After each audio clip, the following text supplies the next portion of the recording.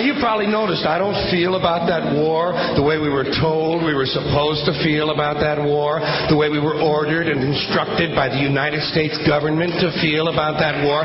You see, I tell you, my mind doesn't work that way. I got this real moron thing I do. It's called thinking. And I'm not a very good American because I like to form my own opinions.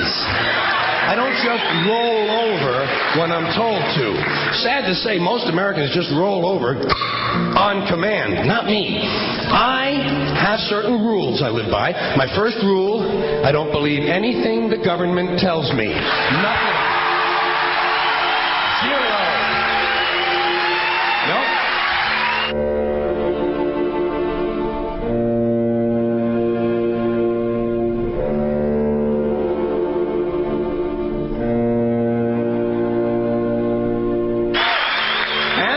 Very seriously the media or the press in this country, who in the case of the Persian Gulf War were nothing more than unpaid employees of the Department of Defense, and who most of the time function as kind of an unofficial public relations agency for the United States government.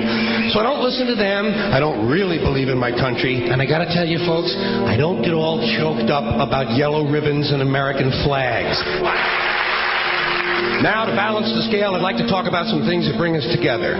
Things that point out our similarities instead of our differences. Because that's all you ever hear about in this country is our differences. That's all the media and the politicians are ever talking about, the things that separate us, things that make us different from one another.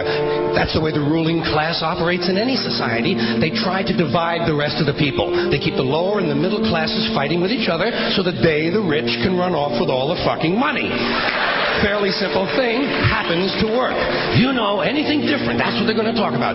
Race, religion, ethnic and national background, jobs, income, education, social status, sexuality, anything you can do, keep us fighting with each other so that they can keep going to the bank.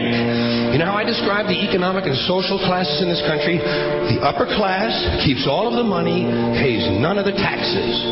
The middle class pays all of the taxes, does all of the work. The poor are there just to scare the shit out of the middle class. Keep them showing up at those jobs.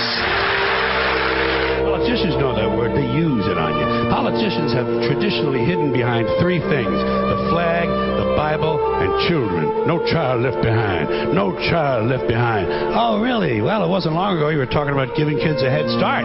Head start, left behind. Someone's losing fucking ground here. But there's a reason. There's a reason. There's a reason for this. There's a reason education sucks, and it's the same reason that it will never, ever, ever be fixed. It's never going to get any better. Don't look for it. Be happy with what you got. Because the owners of this country don't want that. I'm talking about the real owners now. The big, the wealthy, the real owners, the big wealthy business interests that control things and make all the important decisions. Forget the politicians. They're irrelevant. The politicians are put there to give you the idea that you have freedom of choice. You don't. You have no choice. You have owners. They own you.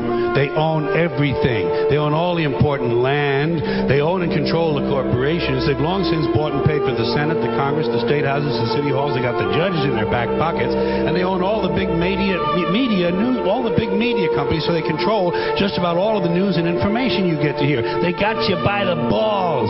They spend billions of dollars every year lobbying to get what they want. Well, we know what they want. They want more for themselves and less for everybody else. But I'll tell you what they don't want. They don't want a population of citizens capable of critical thinking. They don't want well-informed, well-educated people capable of critical thinking. They're not interested in that. That doesn't help them. That's against their interest.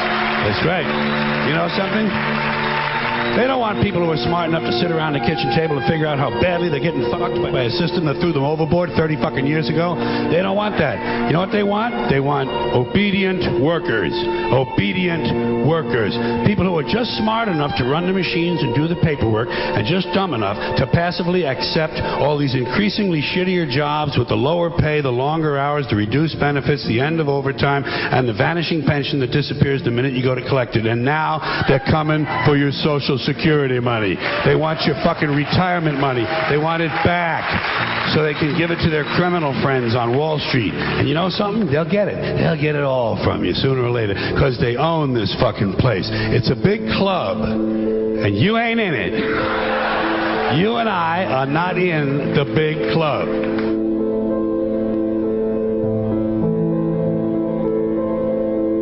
The greatest form of control is where you think you're free when you're being fundamentally manipulated and dictated to. One form of dictatorship is being in a prison cell and you can see the bars and touch it. The other one is sitting in a prison cell but you can't see the bar, you think you're free. What the human race is suffering from is mass hypnosis. We are being hypnotized by people like this. Newsreaders, politicians, teachers, lecturers. We are in a country and in a world that is being run by unbelievably sick people. The chasm between what we're told is going on and what is really going on is absolutely enormous. The greatest hypnotist on planet Earth is a oblong box in the corner of the room. It is constantly telling us what to believe is real. Historically, the control and manipulation of political opinion has been the Freemasons' main weapon in gaining control of countries and states. Once in control of the rulers and politicians of a country, laws and political structures could be changed in accordance with their agenda. However, since restricting the body does not necessarily mean restricting the mind, the Freemason recognizes that their plan for a global government hinges completely on subduing the masses to their agenda, and thus eliminating opposition to their cause.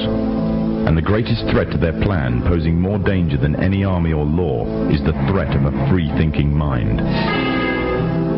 In order to eliminate this threat and to achieve their objective, the Masons have set about the boldest plan ever devised: the complete control of every aspect of human life, your life.